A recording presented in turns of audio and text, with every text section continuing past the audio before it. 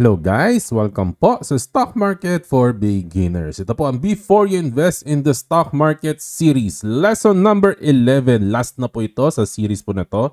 What are the basic risks of investing in stocks? Ano ang mga risk? Kasi napaka-importante po na pag-aralan natin ng risk bago po natin pasukin po ito.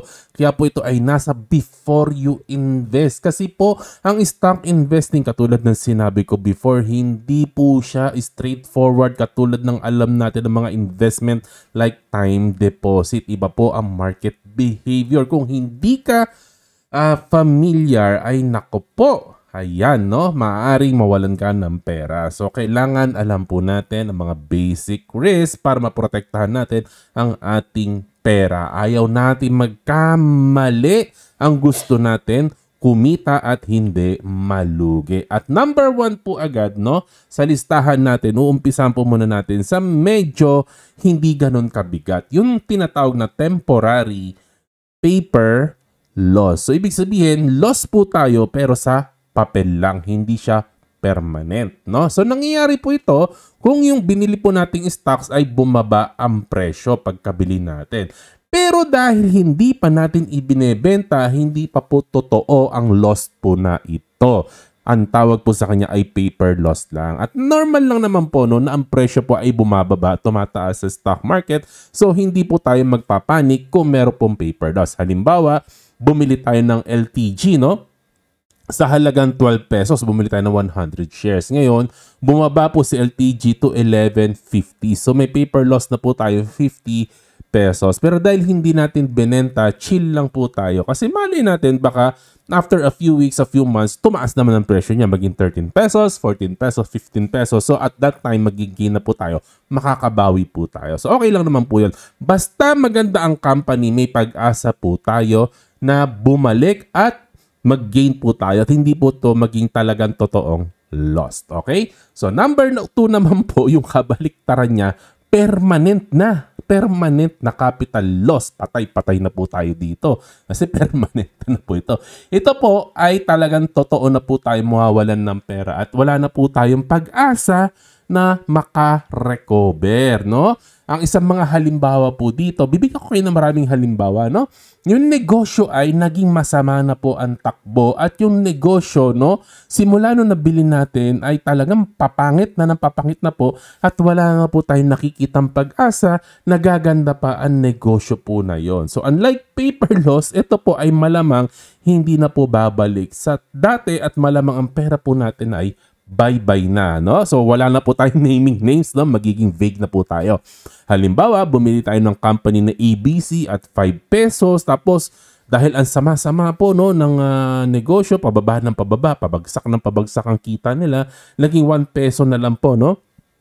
Ang presyo po niya sa market at mukhang wala na pong sign ng recovery yung company to. Ayun na. No? So permanent na po yun na minsan yung iba ginagawa nila, antay sila ng antay ganyan, no? Minsan inaabot, may makakilala ko totoong nangyayari po ito, inaabot ng 3 taon, 4 na taon, nakikipagmatigasan sila pero hindi na po talaga bumabalik sa dati yung presyo niya. Bakit? Kasi wala na yung negosyo wala na po yung negosyo. Katulad ng sinabi ko po sa inyo, ang pagkita nyo po sa market ay nakatali po sa mangyayari dun sa negosyo na nabili po ninyo. And sometimes, kapag tinanggap mo na at binenta mo na, magiging totoo na yung losses mo. So from 5 pesos to 1 pesos, nawalan ka ng 4 na piso kada shares, no? Okay, so more example naman po. More example po tayo. Sometimes yung negosyo ay okay naman. Wala namang problema yung negosyo. Hindi naman nag-deteriorate. Hindi sumama yung negosyo. Kaya lang, hindi mo alam yung stock na nabili mo ay galing sa hype. Na-hype siya. At talagang yung stock na yan, lumipad ng pagkataas-taas. Tapos doon mo siya nabili sa pagkamahal-mahal na price kasi hindi mo alam na mahal na po siya. And then later on, yung hype ay nawala na, nag-fade na. At yung mga traders po na pinaglaruan yung stock na to ay nag-exit na sila at nag-take nag-profit na, bumagsak na po ang presyo po niya. Halimbawa, yung stock, no, originally, no, 5 pesos siya, lumipad siya. Lipad hanggang 40, no? Tapos doon ka sa 35 pesos bumili, tapos unti-unti na nawala yung hype niya, bumagsak na ng bumagsak, naging 7 pesos na. Okay naman yung negosyo, hindi naman nagde-deteriorate. Kaya lang po, natamaan ka, nakasakay ka sa hype, no, na hindi na siya babalik sa ganyang kataas na presyo na 40 kasi napaglaruan lang yung stock, napaglaruan ng hype. So always, don't chase hype. Okay? Number 3 na po tayo. Timing risk or volatility risk. Ang ibig sabihin ng volatility risk, sa stock market kasi, taas baba ang presyo. Okay lang naman na taas baba ang presyo. Dito lang po siya nagiging issue. Masama ang timing po niya. Halimbawa, okay naman yung company, walang problema yung company. Kaya lang temporarily, bumaba yung presyo niya. Temporarily. Tapos, nagkataon kung kailan bumaba yung presyo niya, kailangan mo ng pera. Halimbawa, no, may hospitalization, no, kailangan mo talaga ng pera. And hindi naman kasalanan ng company. Masama lang talaga ng timing mo. So, ibebenta mo yung stock mo ng palugwi. Halimbawa, nabili mo yung company. Halimbawa, si LTG, nabili mo ng 10 piso. Ang ganda kasi worth it naman sa 10 piso. Kaya alam, may emergency ka. Tapos, nagkataon, ang presyo nung LTG sa ngayon, 8 pesos, no? Paper loss lang sana. Kaya lang kailangan mo ng pera Kailangan mo sa emergency. Binenta mo ng palugi. Ang sama ng timing ng emergency mo. Ayun. Risk po iyon. Magiging risk po siya. So, ang moral of the story, bago po kayo mag-i-invest po talaga, build your emergency fund first. Kaya tinuro ko po sa inyo sa series po ito. Kung hindi, masisira ang diskarte po ninyo. Kasi nabili mo si LTG, halimbawa 10.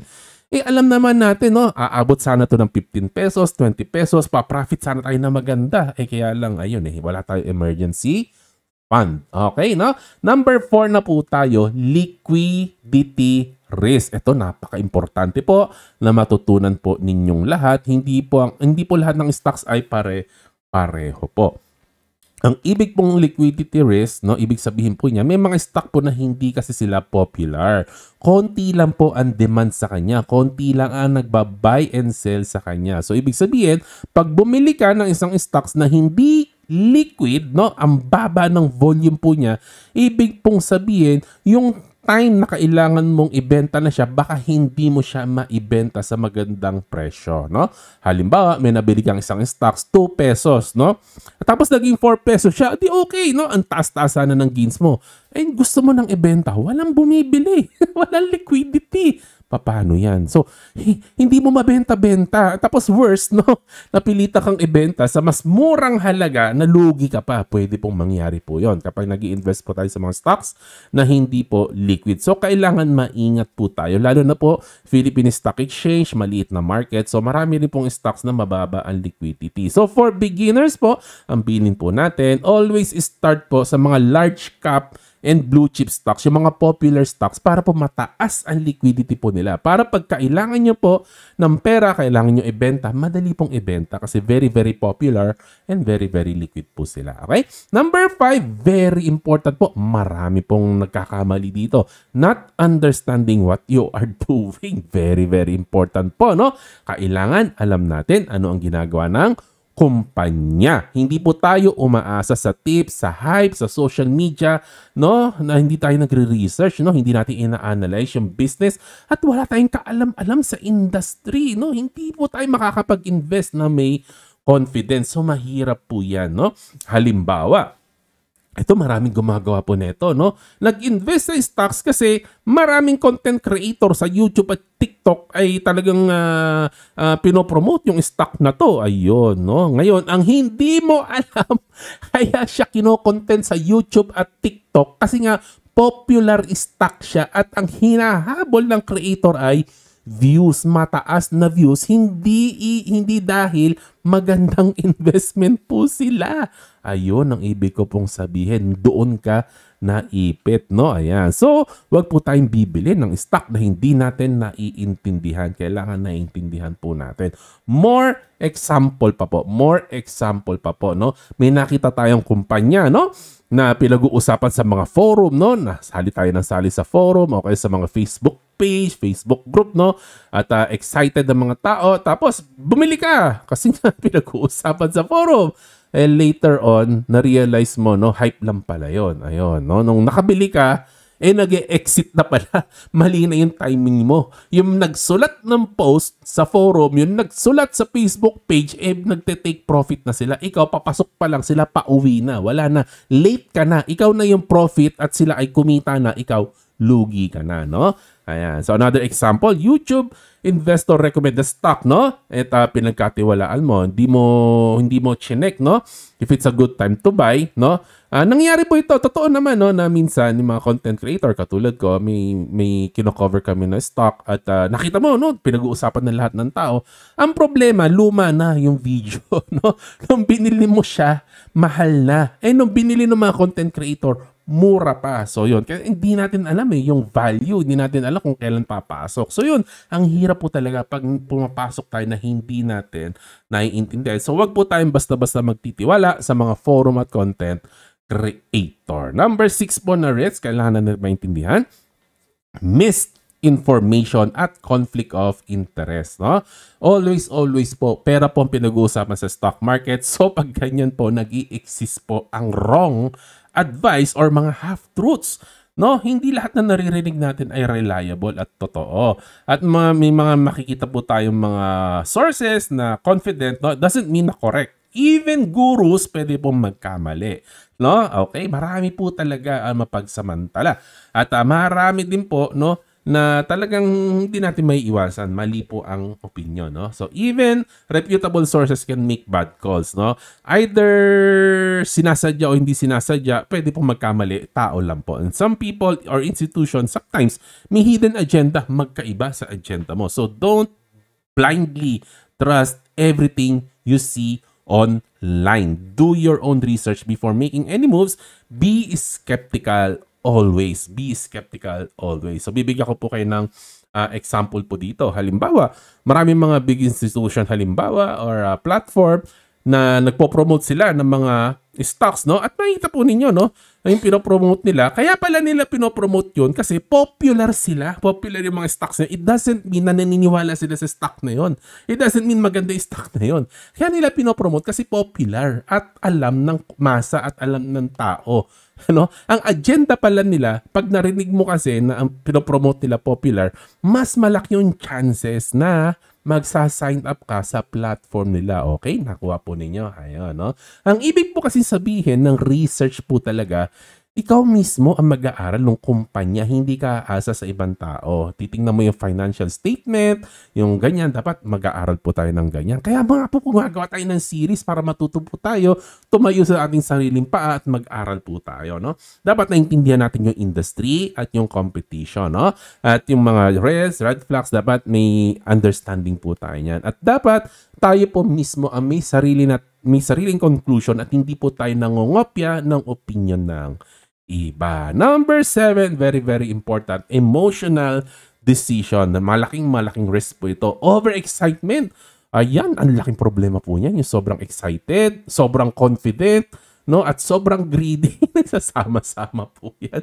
At bibigyan ko po kayo ng example. Wag po kayong magagalit. Pero ang dami ko na pong nakakausap, naririnig. Ito po talaga ang issue po, no? Kasi, no, wag po kayo masasaktan, no? Marami pong OFW, marami po silang pera, no? 100,000, minsan milyon. Nangingibabaw yung overexcitement, nangingibabaw yung overconfidence, nangingibabaw yung greed. Ang gagawin, bobombayin, 100,000, milyon ang pinapasok. Tapos, later on, marirealize nila, no, na may mali silang nagawa. At nakita nila, namumula na yung portfolio nila, puro losses na sila. Paano yun? Napaka-common na story po ito. So, sana po hindi po mangyari sa atin to. So, control po natin na iting emotion, no? Number 8, last na po tayo. Lack of proper mindset. Very, very important po, no? Pag nag-i-invest po tayo. Kasi, ganito po talaga, no? Stock investing really requires understanding businesses, no? At napakarami pong strategy po, no? Dito po sa stock market. So we only invest, no? Pag talagang nandun yung understanding natin ng business at meron po tayong strategy na nade-develop po. And this strategy can be different for every person, no? Wala pong isang one size fits all na strategy. Iba-iba po talaga tayo ng comfort level, no? Wala pong ano. Kaya ang bilin ko po talaga sa lahat, no, wag po tayo agad-agad mag-invest ng malaking pera habang baguhan po tayo. Our investment size, yung laki po ng pera na pinapasok po natin, dapat proportional po sa ating experience. Kailangan humble po tayo. Kung baguhan po tayo, dapat maliit lang po ang pera na ipinapasok natin kasi maliit lang po ang experience po natin, no? Ang gusto po natin mangyari, ang maganda po talaga dito, gradually, dahan-dahan lang po natin palalakihin ang pera natin sa stock market, no? Habang nag-gain tayo ng experience, para nag-grow po sabay yung pera natin at ating strategy at ang ating mindset, no? Dahan-dahan nag-grow po yan lahat sabay-sabay. Start small, build experience, and evolve over time. At lahat po yan sabay-sabay na pong lalaki kasi kailangan pa rin po natin maintindihan kung ano pong strategy ang nag-fit sa atin. At hanggang dito lang po, conclusion po, no? Basic stock investing risk. Kasi stock investing, totoo, it offers great potential gains. Malaki ang pwede mong kitain dito. More than regular savings, time deposit, mga ganyan. More than ang kikitain mo sa stock market. Pero maraming risk na kailangan mo i-consider. Hindi naman po gambling ang stock market investing. Skill-based po ito, pero you learn it over time and through experience po talaga. Kailangan ng time and experience po, no? Kaya po sa future videos ay talagang bubugbugin natin ang mga risk management strategies, no? Because investing, protecting your money comes first. At dito po mag-e-end ang series po na to. Subaybayan niyo po ang future series po natin sa Investing for Beginners. God bless po. Bye-bye.